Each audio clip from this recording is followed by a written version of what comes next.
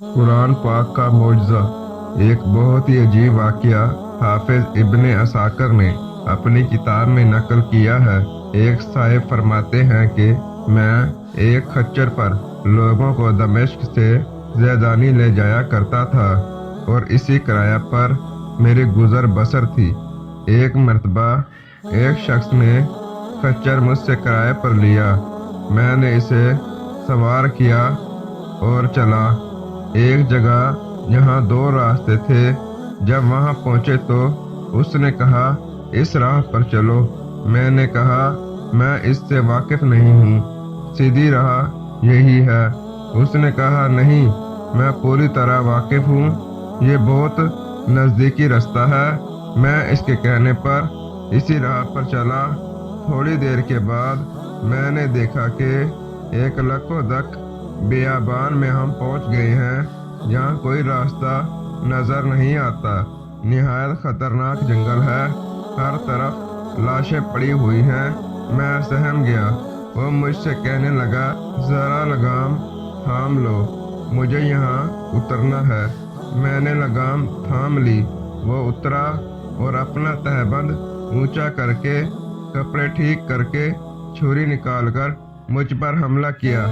मैं वहाँ से सरपट भागा, लेकिन उसने मेरा ताक़ुब किया और मुझे पकड़ लिया। मैं इसे कस्में देने लगा, लेकिन इसने ख्याल भी नहीं किया। मैंने कहा, अच्छा, ये खच्चर और कुल सामान जो मेरे पास है तू ले ले और मुझे छोड़ दे। उसने कहा, ये तो मेरा हो ही चुका है, लेकिन मैं तुझे जिंदा नहीं छोड़ना चाहता।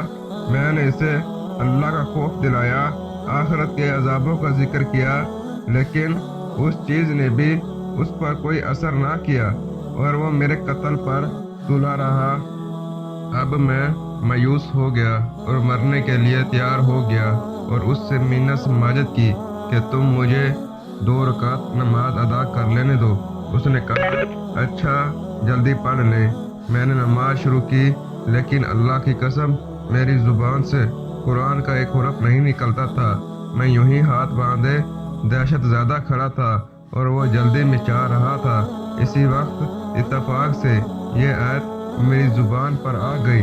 तर्जमा, भला कौन बेकरार की इल्तिजा कबूल करता है जब वो उससे दुआ करता है, और कौन इसकी तकलीफ को दूर करता है, और कौन तुमको ज़मीन में अगलों का जानशीं बनाता है।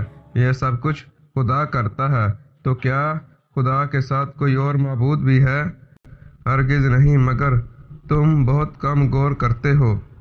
बस इस आयत का ज़ुबान से जारी होना था, जो मैंने देखा कि बीचों बीच जंगल में एक घड़सवार तेज़ी से अपना घोड़ा भगाए नेज़ा ताने हमारी तरफ चला आ रहा है, और बगैर कुछ कहे इस डाकू के पेट में इसने अपना नेज़ा घोंप दिया, जो इसके जिगर के आर पार हो गया, और वो उसी वक्त बेजान होकर गिर पड़ा।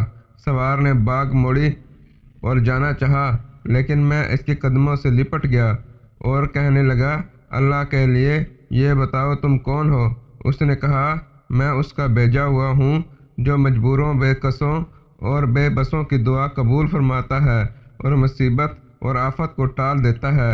मैंने अल्लाह का शुक्र अदा किया और अपना सामान और खच्चर लेकर सही सालम वापस लौटा।